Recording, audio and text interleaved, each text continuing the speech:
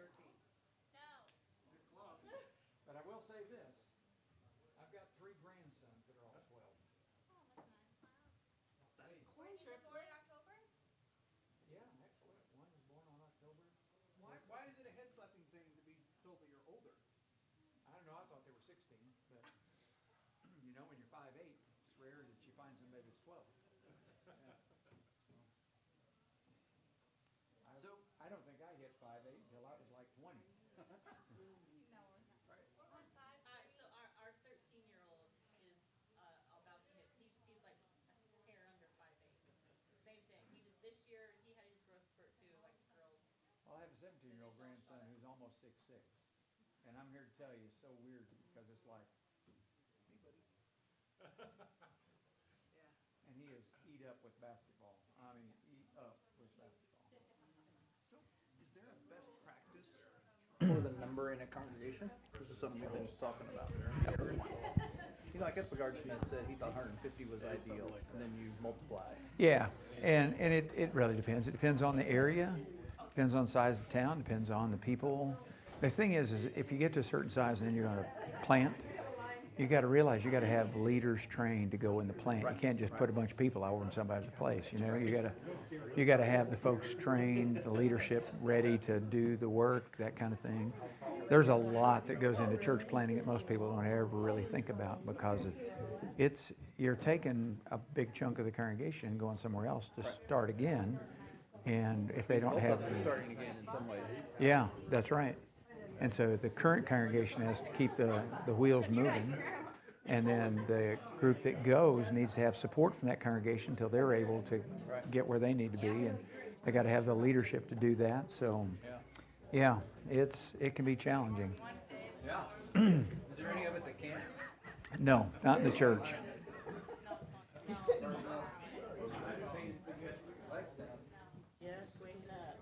Oh, then I am not interrupting that. I'm glad you let me know because it didn't take me long to stir up and I didn't even get close.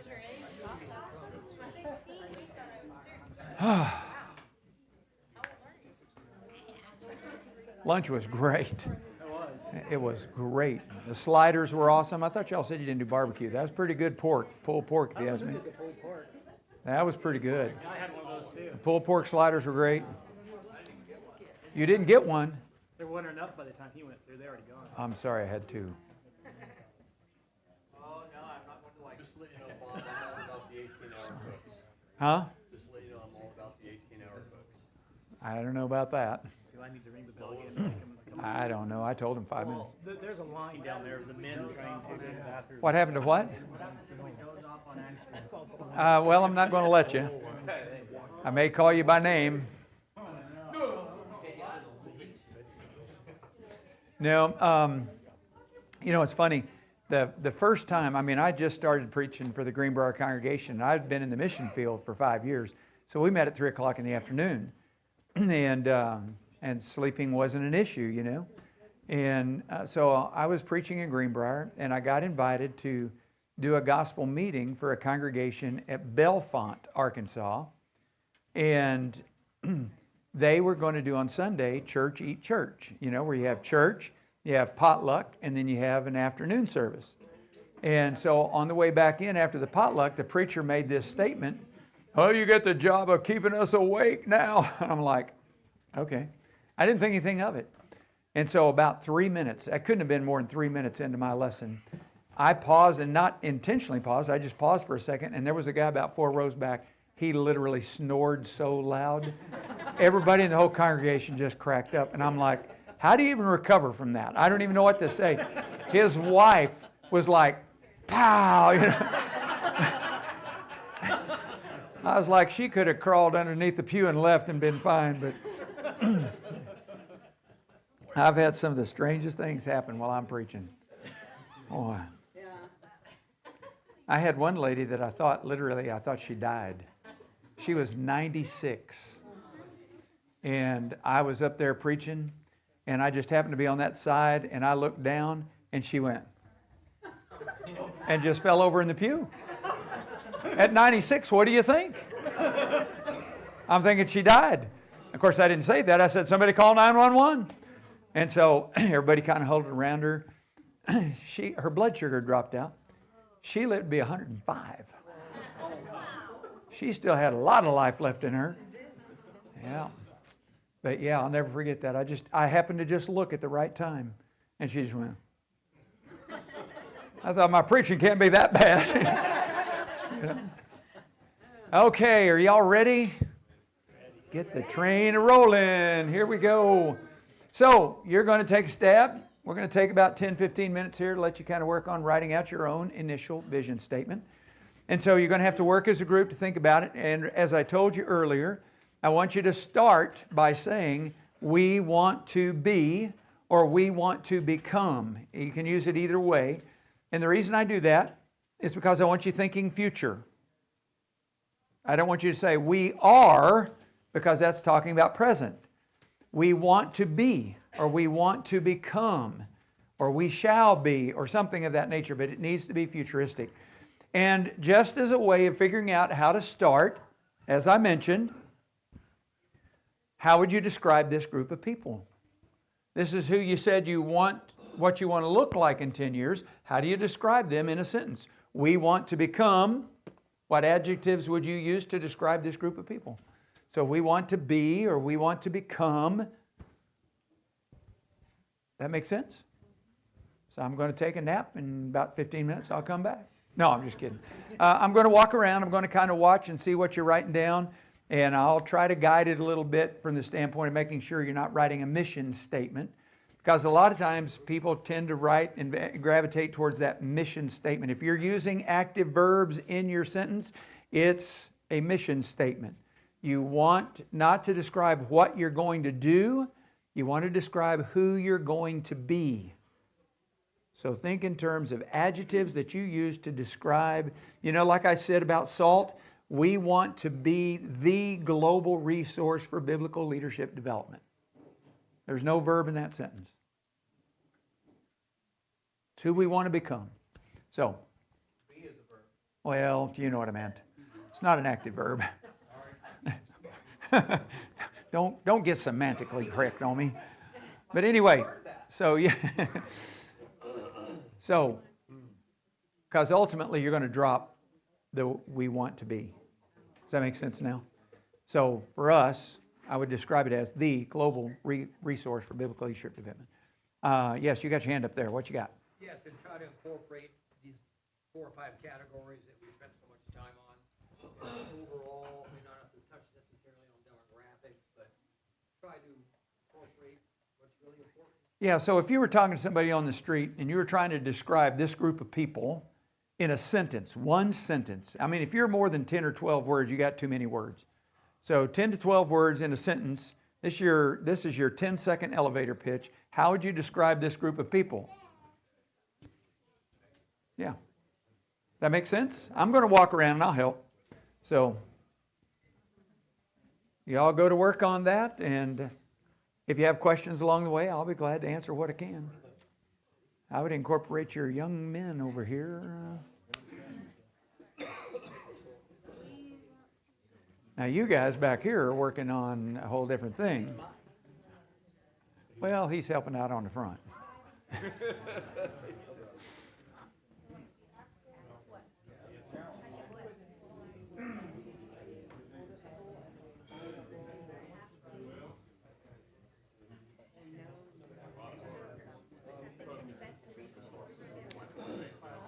This is the hardest part of the day. We're not to incorporate the values? You can. The question was asked. Let me just get your attention real quick. The question was asked, can you incorporate your values that you want in the future? Yes. If you want to incorporate some of these words, you can, or words that are like them. But yeah, the values that you've kind of set that you want to have in the future, if you see these as a part of this picture, then yeah. So you're going to try to describe in a sentence this picture of this congregation, what it looks like in the future.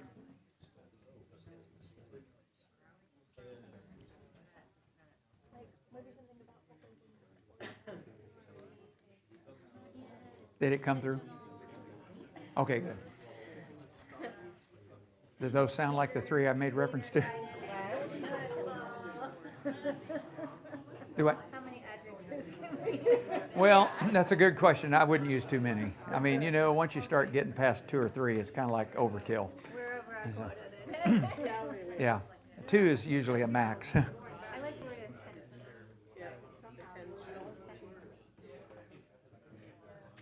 So you got to be thinking in terms of a church, a resource, a body, a center, community-centered. I mean, you got to be thinking in terms of, you know, you're descriptive of what. So you're saying an intentional what? So like with SALT, we want to be the global resource. So that resource is who we want to be, a global resource for biblical leadership development. So you're wanting to be an intentional what? No, that'll be a part of your mission statement. Yeah. Let me see what you got. So what we're supposed to do, and so that, the why and so that. Oh, that's the why. So your vision is different than your why. Look at the, I thought I had that on vision, okay. So right now, we're just doing. Just the vision statement, yeah. Pretty much got it. Let me see what you got here. Oh, it's, You want us to tell you, because it's hard to read it? Want to it's not all become, written out correctly, Want to be just a- an idea is to, Energizing, inclusive, to work down. oh, engaging, inclusive, and cohesive group of dedicated, committed. of dedicated Christians. Okay, so probably not as many adjectives. But that's, we're just putting them down to where we can. Yeah. Yeah, I always tell people write everything down because you can always take it out. But you can't always figure out what to put in. Yeah. What we'll whittle it down to. Yeah. And dedicated and committed are the same. Okay. So you don't need both. But yeah. Oh, you're on the right track. I like it. Very good. Very good.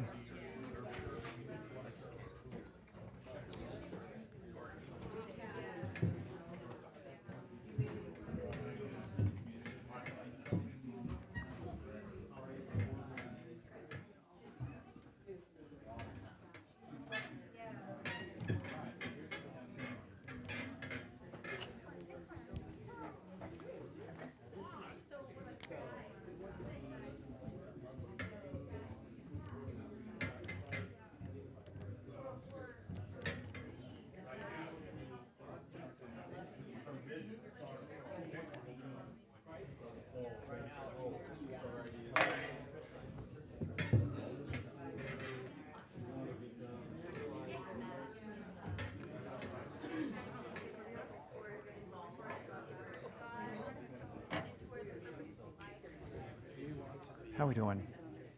How we doing? What you got? Nothing. We're talking it through. We're Okay. talking it through. I'll come back. Sorry. Great reputation in the community. What you working on here? We're just putting everything down right Putting it, now. well, you know, you can always take stuff out. It's a lot easier to take it out than it is to come up with it. Does anybody do Bible Ball anymore? There are a few in the South. There are a few in the South that still do Bible Bowl. More effective programs? The problem reason for a lot of congregations that quit doing is they couldn't get the teens interested. So Couldn't keep the shines in the. couldn't keep the kids interested in it. In Malaysia, they had it, and they got too It's like adults too, Oh. because they had to go and Yeah, be part of every team. yeah, Because they had to teach them. yeah. I really. Satan's been masterful at getting us busy. Is that more like a mission statement than?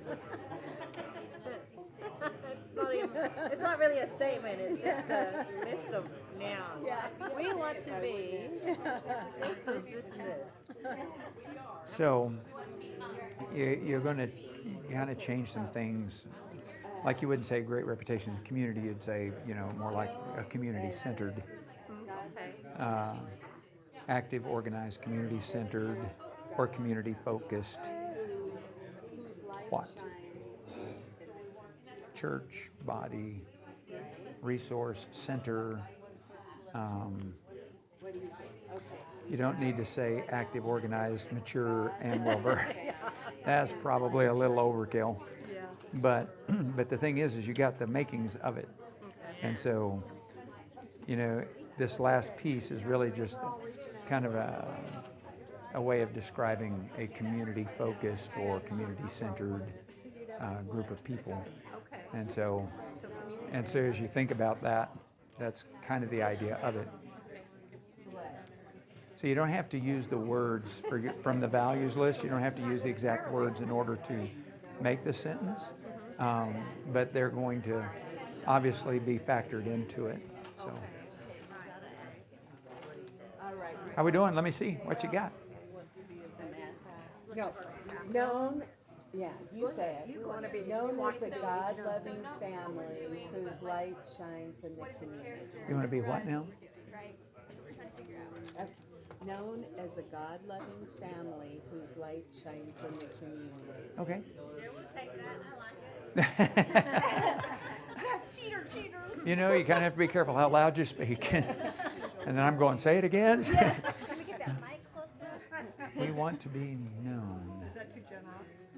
No, I'm, Turn the birds out of it. yeah, I was thinking about taking the known part out. If you took the known part out, we want to be, Okay. Not known for, but we are. A Want to- God-loving family. There you go. Whose light shines in the community. there you go. Take out the known part. And you want to become, or we be, you know, we want to be or become either one. Yeah.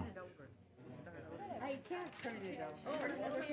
Give that girl another sheet of paper. I got elected as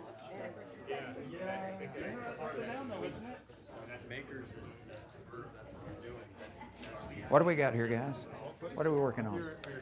We found words, so we each did one, and we found words that were kind of common. We're trying to use those. in Okay, the sentence. I'll come back. All right. We're trying to make it make sense. Okay, I like it. Right, unless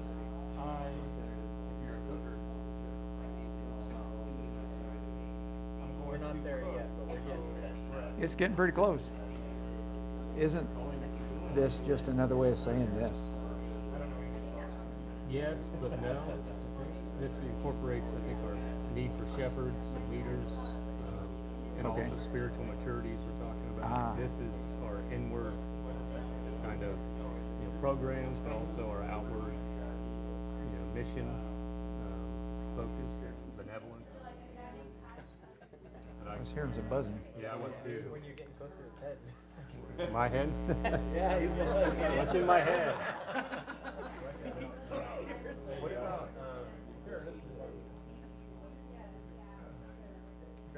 It works. It works. because we need something. Yeah. Yeah.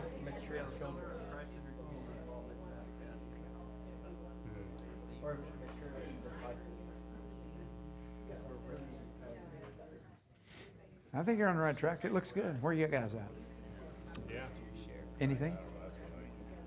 We got 3 separate ones.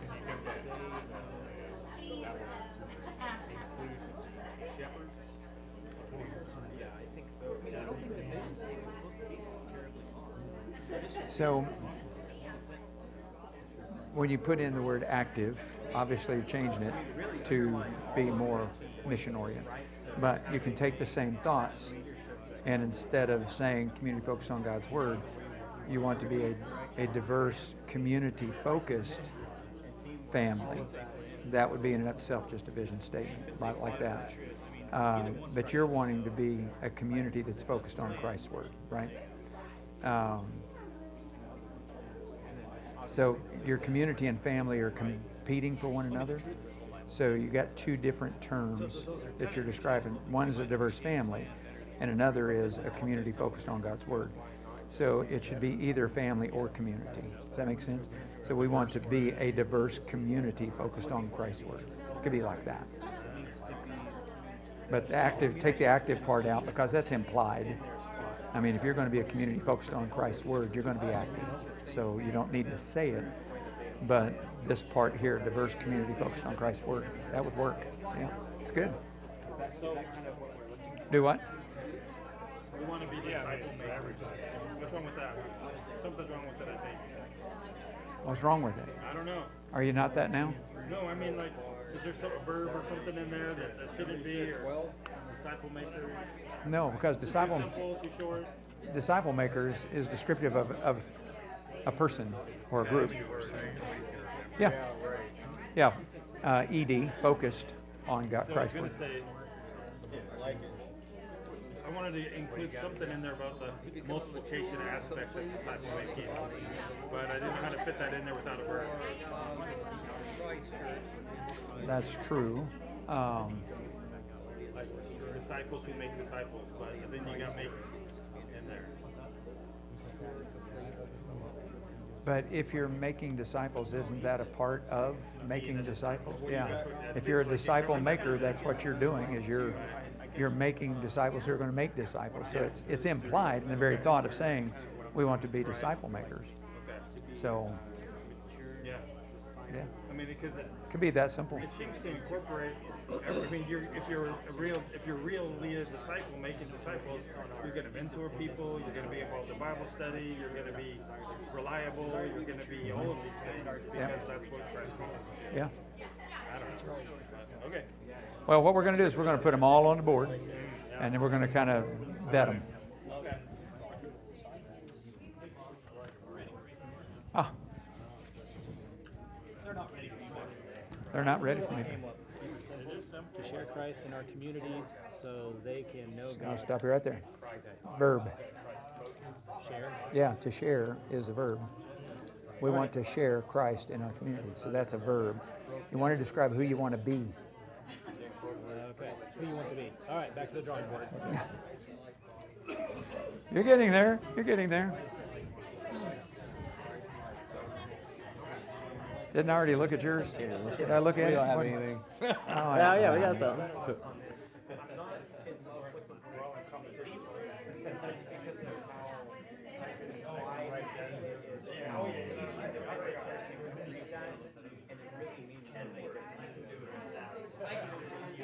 I really like the pillar of inspiration. We're going to be the pillar of inspiration in, is it Bonners County? Boundary. What is it? Boundary. Boundary County? We want to be the pillar of This is inspiration. Bonner County, actually.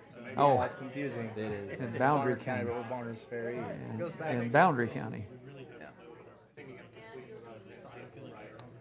I think you guys are on the right track with that. I like it. All right, we're done. Well, but the thing is, you know, when you think We about, kind of have two, but we weren't sure. We're leaning towards the first one, but well, and the thing about the first one is this part I didn't understand. so this is the Christ-centered pillar of community Christ-centered community involvement. Oh, okay. I just misread it. Well, it's my writing. Inspiration, I have to say, I like that too. So either one of those.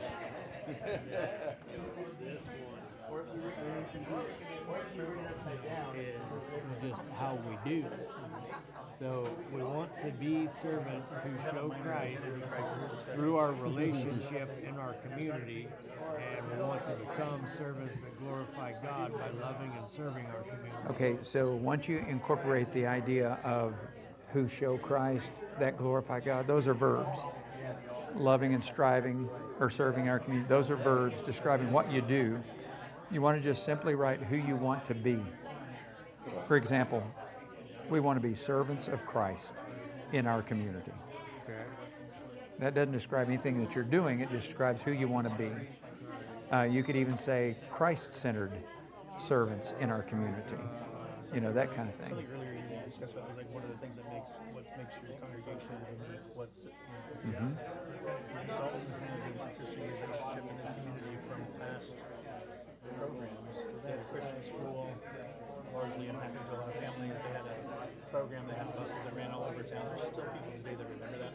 So it's interesting, like multi-year, like there's still people who talk about that. Like there's this great connection to the community we kind of know about us from the past. And there were a lot of other churches in the area that, like, Dalton was kind of one, like, oh, go talk to Dalton or whatever. It's like, there was something good about that, but I feel like that's needed now, maybe more than it has been in the past. Of like, maybe one of our identity crisis things is maybe we need to be much more in touch with our congregation congregations in the surrounding area than we have in Atlanta.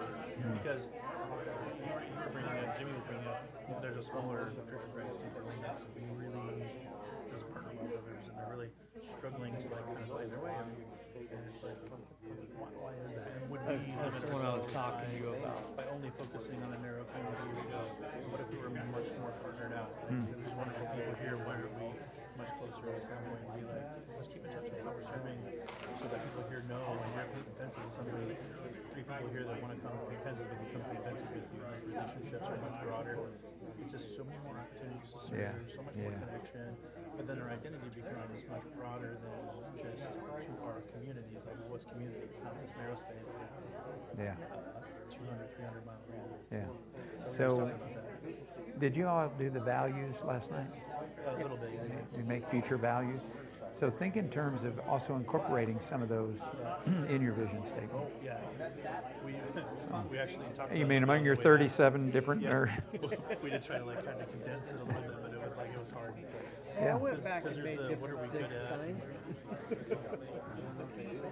But you know, you got family, boldness, There's how we view ourselves, but then how does the community view us? Yeah. What are we spending our money on? And Well, what are we active in? from your vision statement, from that perspective, you're wanting something that the congregation is going to connect to. The community may not ever know about it unless they become a part of that community. And so, or part of the congregation. And so when you think about the future of who you want to be, you want something that's going to challenge members in the congregation, it's going to energize them, it's going to be meaningful to them. And so as you think about in terms of, you know, family, servants, you know, are you already servants? You know, you want to make sure you're not describing who you are currently, but who you want to be that you're not, that's going to excite people to want to be a part of it. So it's like drawing this picture, when people see it, they're like, I want to be a part of that, and get excited about being a part of that. And so we're just doing the initial stab at this, and then I'm going to show some samples that will give everybody an idea of how to do that. We want to be bold servants of Christ in our community. We want to be family servants that glorify God in our community. Okay, so just drop this second one. For your vision statement, you just, the I want to be or I want to become is just to choose which one you want. It doesn't have to This be. one's better. Yeah, the two, because this one still has that glorify God in our community, which is verb oriented. Yeah. So, but the idea of bold servants, that's good. I like that. That incorporates some of your vision or your values into that idea. But you want to be not just servants, you want to be bold. You're stepping outside your comfort zone, you know, kind of thing. Yeah. That was a great comment earlier. Yeah. That's good. Oh, yeah. So true. So true. Making progress? No? Yeah, No? we're making progress. What are you doing? Using AI? Are you telling me you're using, are you cheating up here, brother?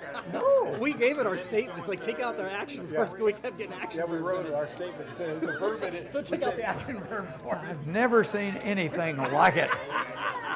You know what I get to do at work all the time? So take out this last part. See, this is your mission statement. This is your vision statement, a reflection of Christ within our community. That's a vision statement. Okay. But the other becomes your mission.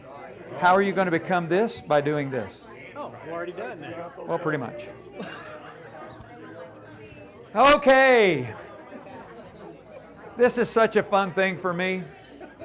And Tom, I want you to notice.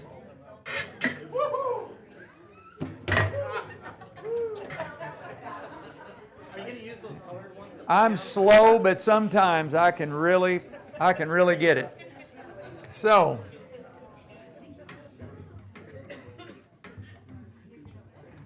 here's how we're going to do this. I'm going to go around the room one at a time, and I'm going to write down all of your vision statements, obviously except for you guys in the back. But anyway, I'm going to write down y'all's vision statements, and then I'm going to take some time to show you some samples and talk about the process that I walked through with some other congregations, how they came to that. Then after that, we're going to take a very short break, and we're going to come back to the drawing board, and you're going to either rework some of your vision statements, or you're going to combine them into something you like, or you may rewrite it completely. I don't know, but we'll take the final stab at it after that break. And so we may end up getting done here around 2:30 or so. It just kind of depends on how that plays out. But we're not leaving until you have a vision statement. The challenge, kind of like picking out the values, the challenge is selecting one, because I went around the room, I've looked at each group, and I tell you, they're all good. I like all of them, and any one of them would be good for the congregation.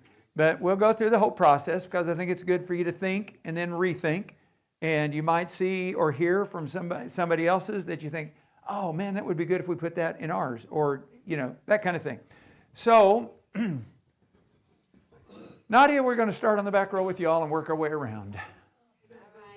Let me have it. So, to be or not to be? To be an loving, active family. Better stop right there, because you got a verb.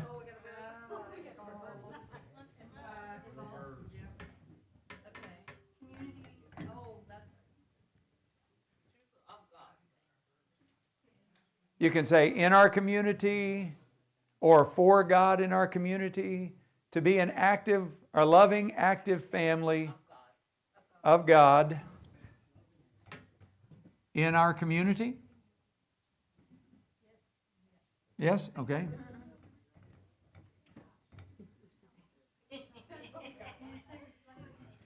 That makes sense? All right. Sit on that. Let it resonate a little bit, because I'm not going to erase them until after we get down to the final. Ladies, next row. What'd you come up with? A God-loving family.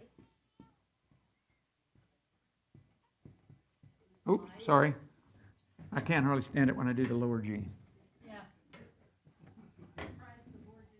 I know. Lightning didn't strike me. A God-loving family? A God-loving family? Yes. Okay. Okay. Whose light shines in the community. It is a verb. Who is a light in the community. Then you have is. Anyway, we're just going to put the initial down. We're going to rework them. We'll wordsmith and we'll work on them as we go. What you got here?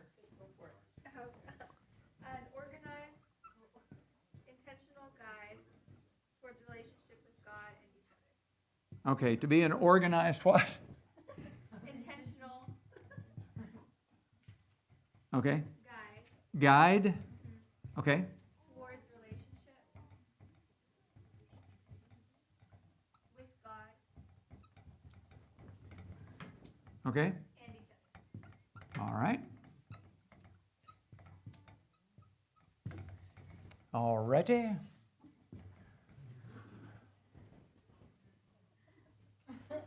I love the fact she starts laughing before we ever get started. You already told us to cut some things, but we did not.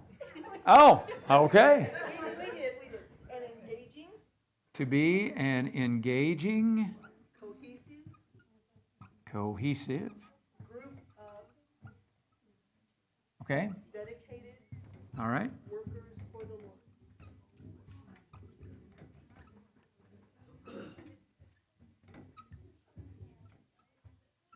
Yeah, they had like 6 adjectives at first.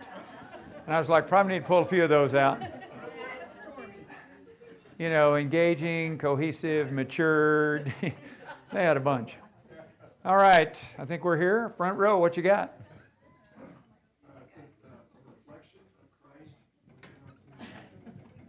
To be a reflection of Christ. All right. Don't tell him that. I'm not going to say thank you. We had help. To be a reflection of Christ within our community. All right. What'd you come up with? Respected, diverse community of disciple makers. To be a what now? Respected, diverse community.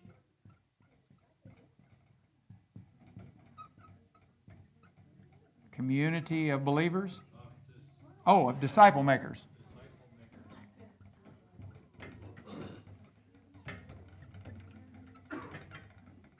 Y'all did some wordsmithing on that.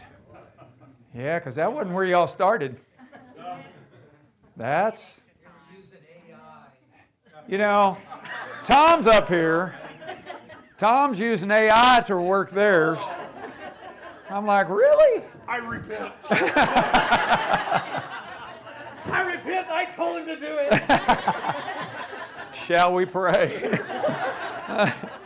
Oh, y'all are funny. What did y'all come up with back there? To be a complete, Christ-like,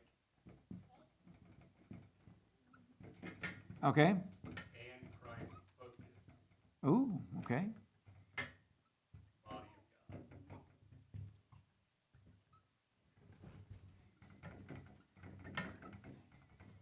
of God. All right. So you see what I mean? They're all good. I mean, they're all good. So you got a lot here to kind of work with. And so that's the fun thing, is now figuring out how do you work it from here. So be thinking about these, and let me share with you some samples of some vision statements that I've collected over the last several years. You know, it's funny, when I first started this, I was having to use samples online. You know, I had to go online, find churches that had their vision statements posted online, and so I would use those. But now I've worked with enough congregations, I have a whole bunch to choose from congregations that I've actually done this workshop with over the years. And so let me share a couple with you. The first one I'm going to share with you is one that came out of Carlisle, Pennsylvania. I was called to go up there and work with the congregation, and one of the men came in, and he asked me if his son, who was 10, if he could sit in the workshop. He said that his wife had to work and she wasn't able to take care of him. And he said he won't bother anything. It'll be, you know, he'll just sit over here. I was like, it doesn't bother me. I think it's great if kids can be a part of it because they're kind of seeing things in the future a little differently. But anyway, he didn't do anything. I mean, he wasn't a part of the workshop at all until we got down to the end. And when I was going around the tables and I asked each group to tell me their vision statement, this dad said, "Would you like to hear my son's vision statement?" I said, "I sure would." And this is what his son wrote down. "We want to be the end of your search for a caring church." I can't even tell you how many times I get that same response. Every time I share it, I mean, it's the best I've ever had. I mean, we want to be the end of your search for a caring church. 10 years old. You can't have it. Can we just use that one? No. Because I'm going to show you why here in just a few moments. But I just thought, 10 years old. Pretty brilliant, isn't it? What did his parents do? I don't know, but if that church didn't adopt that one, something was missing upstairs. Because I'm telling you, that was the vision statement of the decade. I'm just so impressed. So this next one I'm going to show you, I was working with a church in Pueblo, Colorado. And, you know, they're a pretty good sized congregation, and it really surprised me. They had about 60 people that showed up for the workshop. And so I had them divided up, and they were around tables. I had 30. They had a big, huge gym, fellowship room area thing. So I had all the women on one side, I had all the men on the other side. And I don't know why it took me so long to figure this out, but about halfway through Saturday, I got to realizing there was a bunch of teenagers there. I mean, 13, 14, 15 years old. I don't know how old they were, probably 12, but anyway. They just looked 16 to me. She set me up for that. She goes, "How old do you think I am?" You know, I asked a kid that one time, and he goes, "I don't know, 80?" And I'm like, I said, "I'm 63." And he goes, 63? That's still old. I'm like,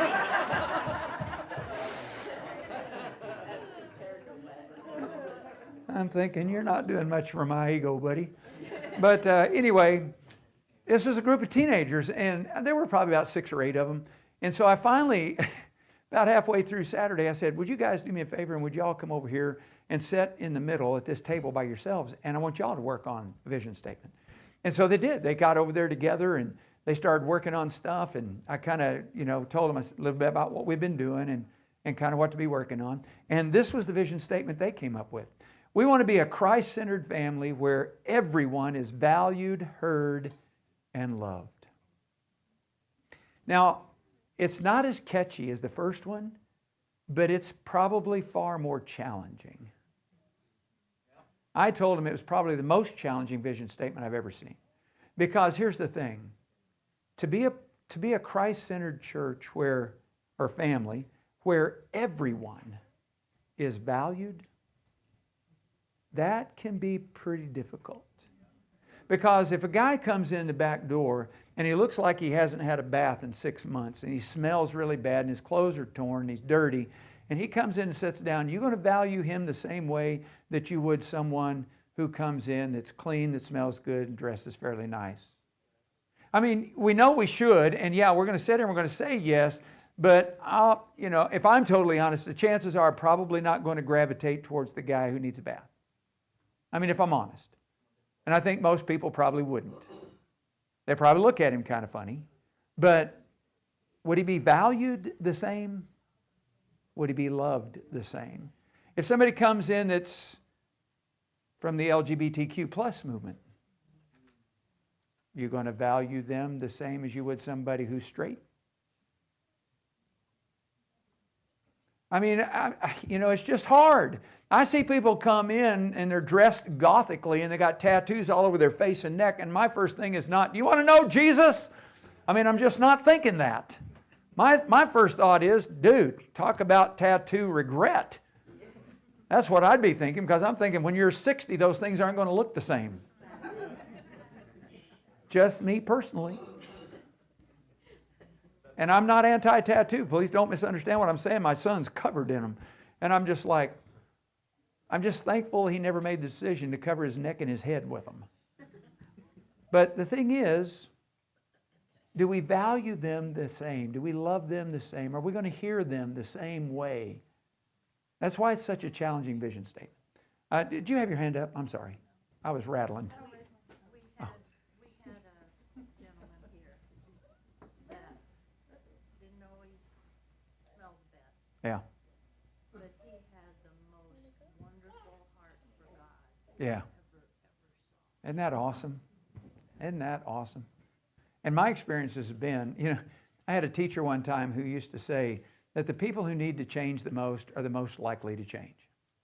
And yet we tend to not look at folks that way.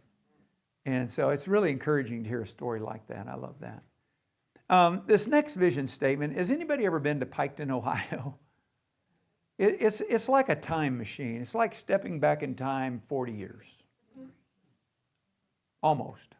Because they still have dial-up for their internet. That's how far back in time we're talking here. And so it's one of the few congregations that I'm familiar with that actually grew during the pandemic. Interestingly enough, this little congregation had 10 people. 10. They had 10 people, and they hired this young man who had absolutely no training whatsoever. He just wanted to preach, so they hired him.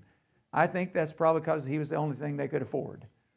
But they hired this young guy, him and his wife, and she was from the Philippines, and they had a couple of kids, and they hired him, and about somewhere between 4 and 6 months after he started, COVID-19 hit, 2020.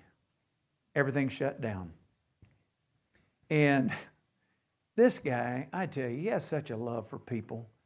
I just love him because he just loves people.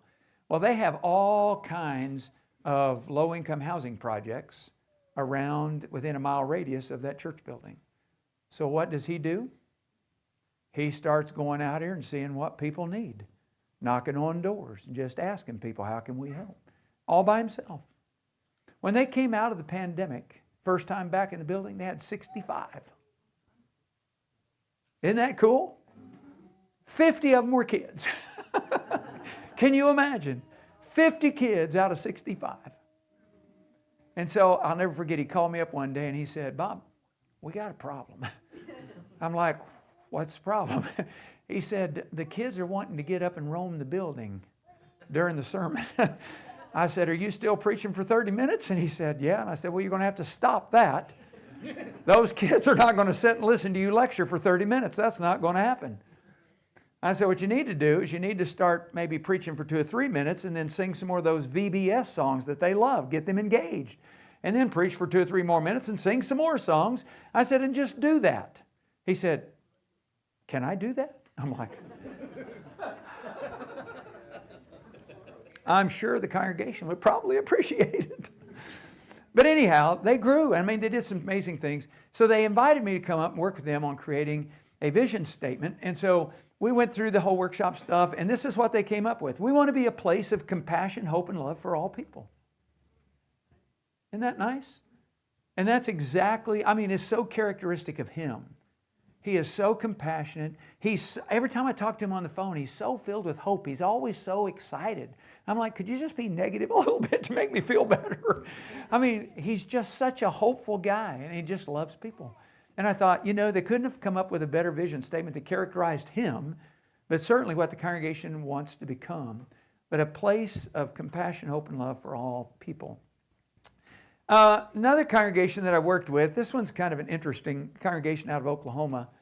They were kind of like you. They wanted to have, initially they had a lot more adjectives than this, but they wanted to be an active, equipped, family-oriented church. And of course, everybody wants everybody in their congregation to be active. But in order to do that, they knew that they had to equip people in order to do the various tasks that needed to be done. But the biggest thing for them was to be family-oriented. And it wasn't just family-oriented as in your family, but it was about the church as a family and being concerned about families in their community. And so they wanted to be an active, equipped, family-oriented church, which I like that. This one was also one that was very interesting.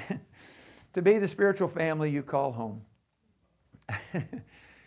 I worked with a church in Spotsylvania, Virginia. Anybody know where Spotsylvania is? I always think of vampires because I'm thinking Transylvania, but who in their right mind come up with Spotsylvania, Virginia? And so anyway, I went up there, worked this little congregation. They had 2 men who literally played Santa Claus. Every year for Christmas, they played Santa Claus. One of them did it 365. I mean, he and his wife, she was Mrs. Claus. His business card said Santa and Mrs. Claus. And they, looked the part. I stayed in their home. Thank you, Marty, for not doing this. But everything in their house was Christmas. Even the sheets on the bed were that velvet red with the white trim, and they had Christmas trees everywhere in the house. And I'm like, this is July, brother. Just cracked me up. Cracked me up. But they lived it. He just loved it. He loved being Santa Claus. And the other guy just did Santa Claus at the appropriate time of year, starting in October. No, just kidding. But anyway, they sat around the room and they were working on their vision statements. Nobody liked what was coming up. And so they were giving me all kinds of different things. And finally, this guy that was the once-a-year Santa Claus, he said, you know what it sounds like to me? Sounds to me like we want to be the family you call home. And everybody in the room went, that's it. Now, they went back and they modified it to include spiritual because people know what spiritual means, right? And but anyway, I loved it the way it was. I thought, why did you add the family or the spiritual part? I just love, we want to be the family you call home. Obviously spiritual, Christ-centered, godly, that's implied. We're the church. But I left it the way they had it. They want to be the spiritual family you call home. It works either way. I just liked how simplistic the other one was. We want to be the family you call home because everybody wants to be a part of a family that feels like home. That when you walk in the door, it's like being home. I love that. So I thought that one was good. Here's another one. To be a kingdom-focused church, this is the first time I ever got the word kingdom used in a vision statement, which I thought was very interesting. Because I wonder sometimes if we understand that the idea of the kingdom is much broader than the idea of just the church. God's kingdom's broad, and God's active, and He's involved in the world, and He's directing and controlling governments, and He's active. God's kingdom is broad. And if we understand the concept that we're talking about God's rule and His authority and all that kind of stuff, to be a kingdom-focused church is kind of a big deal. And it's more than just being focused on Sunday morning for 2 hours. And so I thought that was kind of an interesting approach to that. A couple of others I'll show and go through pretty quickly. To be your center for Christian growth, community, and compassion. This was a congregation up in, I think this was Puyallup, over in near Seattle. But to be your center, I thought that was kind of an interesting term. To be your center for Christian growth, community, and compassion. You're starting to see how that some of the things are coming up over and over, you know. And this is part of the reason I stopped giving the samples first. Because when I gave the samples first, people tended to just pull things from the samples instead of developing their own. I really like this one, to be open arms of hope. I thought that was kind of a creative way to describe the church and what they were trying to do in their community, be open arms of hope for people. I thought that was nice. To be a community of connection, belonging, and hope in Jesus. This was the Lakeview congregation over in Tacoma. And so I got to work with them this past May, Mother's Day actually, that weekend. But to be a community of connection, belonging, and hope in Jesus. And so that's what they came up with. A couple more: to be Christ-centered leaders, courageous in truth, love, and service for our community. This was a congregation up in Michigan. Sadly, while I like the idea and the way they kind of explained this, the challenge is that the leaders weren't really on board. And so this thing has just died, and they're doing nothing any different than they were before. To be the leading partner for empowering Spanish-speaking ministries. My son, our middle one, is the president of the Herald of Truth Ministries. And if you've known about Herald of Truth in the past, they were a major ministry that Batzel Barrett Baxter was the voice on the radio and the television face for a number of years. I remember as a kid watching him every week growing up. And so anyway, lots of things have changed, and they've gone through low points and they've gone through some high points. But last year, the president they had stepped down, so the board hired our son to be their new president. So Chase called me up and he was like, should I take this job or not? And I said, well, tell me what you're wanting to do with the ministry. And so we talked about it for a little bit. And you'd have to know Chase, his whole focus is Spanish. He's fluent in Spanish. His degree is in Spanish. He's done a lot of work in Central America. He's started Hispanic congregations in Monroe. I mean, that's his world, is Spanish. And so anyway, he wanted to take this program in the direction of being more Spanish focused than English. And the reason is because as he told me, there are a lot of other organizations that are doing the English stuff and they're doing it better. And I said, well, here's the way you can tell if you should take the job. You need to tell the board the direction you want to take it. And if the board gives you the thumbs up, then you should take the job. And if they say, no, we want to keep all this English speaking stuff, then you probably shouldn't take the job. Because if this is the direction you want to go, then you need to go in that direction. Well, he talked to the board and told them what he was wanting to do, and the board said yes. And so I met with the board. They had me come and meet with them to try to figure out a new direction, new vision, all that kind of stuff. And this is what they came up with. We want to be the leading partner for empowering Spanish-speaking ministries. And so that's what they're gearing everything that they do towards, is helping congregations. And in fact, I was telling Marty, my son, on the way up here yesterday, he said, what are you doing? I said, well, I'm up in Sandpoint, Idaho, and doing a workshop. And he goes, they have a Spanish-speaking work they want done? I'm like, no. I said, I'll find out, but I don't foresee that to be happening here in Idaho. But anyway, he's always thinking, how can I help the church reach Spanish-speaking America? Because as he says it is the largest and the fastest growing population in this country. 60 million strong and growing. And so how are we reaching the Spanish-speaking people in our country, let alone other countries?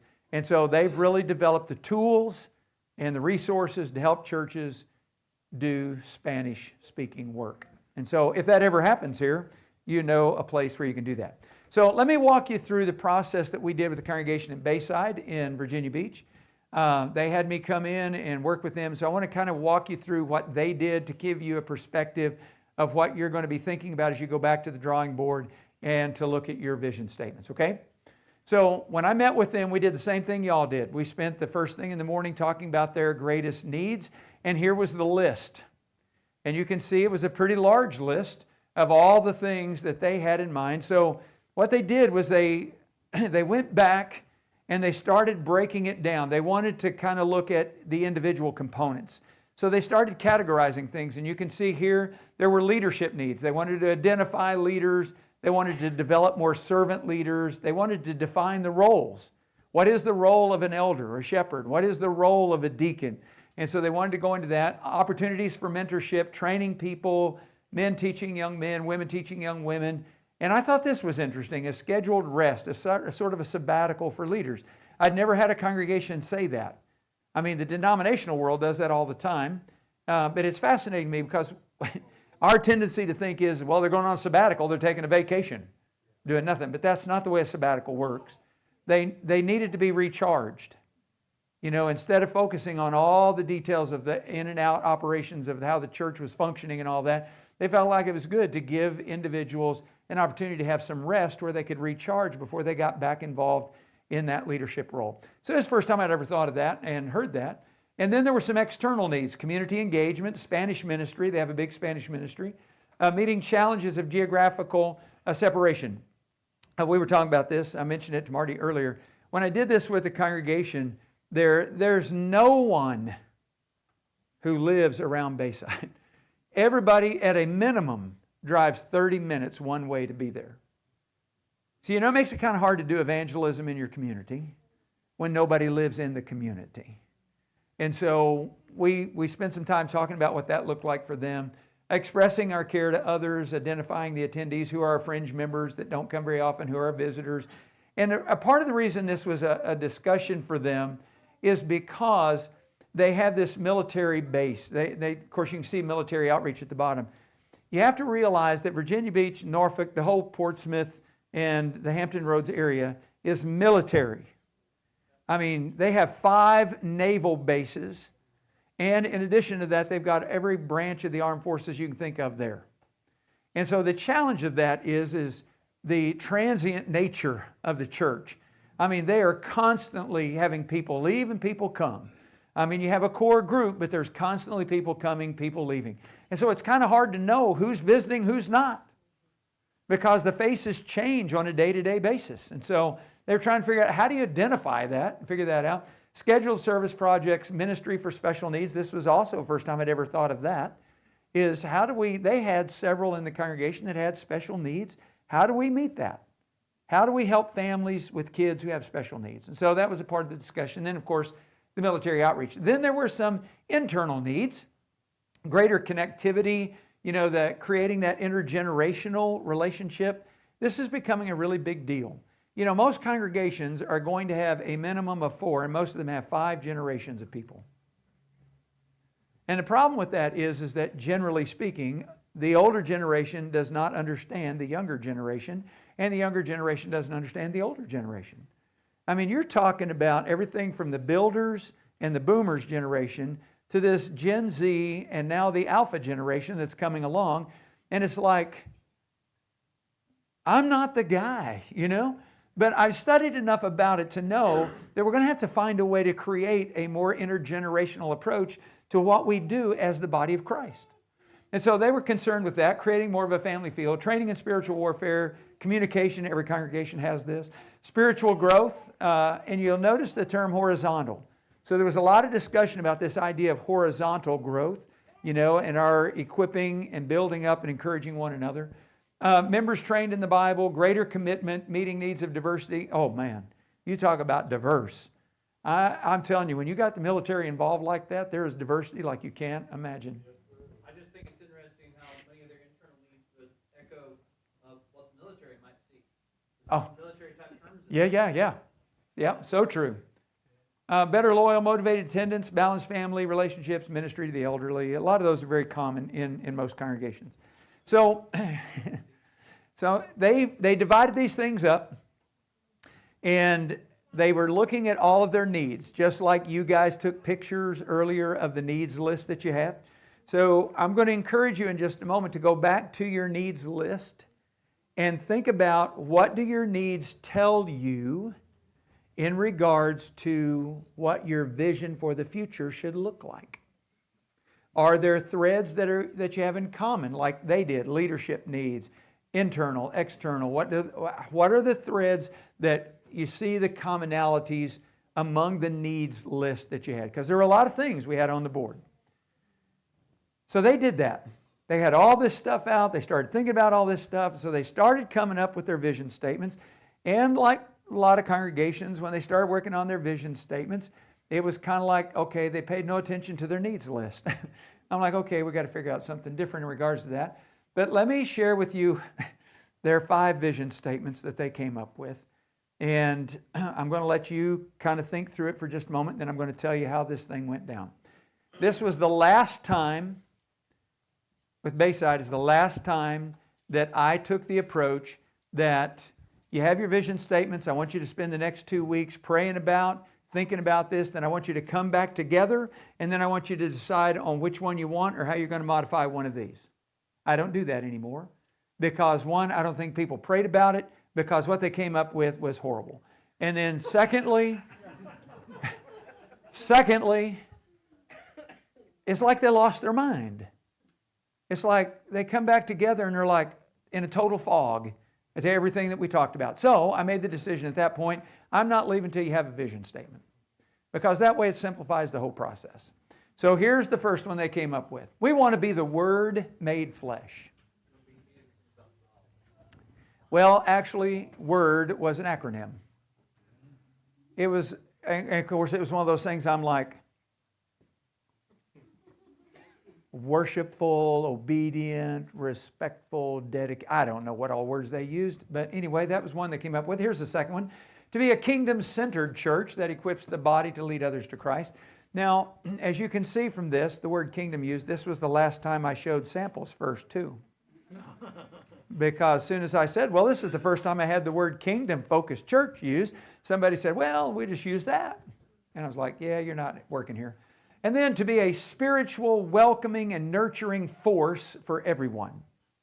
I'll come back to that. And then the fourth one was to be a relational people that meets others where they are to help them get where they need to go. And then the last one, to be encouragers to one another as we passionately pursue Jesus through serving others. Now, I'm going to be as transparent and honest with you as I was with them, and especially as I was with my wife. When I went home that day, she goes, how did it go? I said, I don't know how I'm going to tell them how bad these are. I said, they're horrible. Man, I had to do a lot of praying before we met again. We got back together 2 weeks later, and thankfully there was a deacon there that wasn't there the first time around. And his first thing out of his mouth was, what on earth does that mean? And in my mind, I'm thinking, thank you for saying it, because I didn't want to. But I felt the same way. What does that mean? What is that going to tell everybody in the congregation? And so that didn't make sense. And then there was these mission statements. You see all the verbs? Equips the body to lead others, meets others where they are, passionately pursue Jesus through serving others. I'm like, these are mission statements. These are not vision statements. See, y'all didn't do that. Y'all did good. And then I was thinking Star Wars. Space Force, okay? To be a spiritual, welcoming, and nurturing force for everyone. Personally, I did think Star Wars. May the Force be with you. But it's like, how do you define that? What does that mean? So anyway, we went through all that, and so they were all kind of hanging their heads. And they were like, we're going to have to go back to the drawing board. And I said, listen, go back to your needs list. Look at your needs, think about what's there, and then come back together here and let's work on writing something that's going to address those needs. And I'm telling you, they did. Now, they still had a little bit of vetting process, and I'm not going to share the initial ones, but I am going to share what they ultimately came up with. And I'm telling you, it was so good because what they came up with was this. We want to be your community connection to the love of Christ. And how they explained it is what was so amazing to me. Because when the elders were talking to us, they were saying, okay, everybody has a different community. Some people have a school community. Some people have a work community. Some people have an online community. Some people have a neighborhood community. But everybody has a different community. We want to become your community connection to the love of Christ. They not only put this on their announcements every week on the PowerPoint, but the preacher mentions it every week from the pulpit. He's constantly reminding everyone, we want to be your community connection to the love of Christ. And so it was just really cool to see that finally come together. And I went home a happy man. I was so thrilled to tell my wife. I said, man, you ought to see this. This is so cool. But they worked hard to get there, but they finally got it. I thought you said you didn't raise your hand. I'm sorry. I'm kidding. I'm just kidding. What you got? That's all right. What does that look like? Is it ever defined where people know what to do? Well, that's where their goals and plans came in.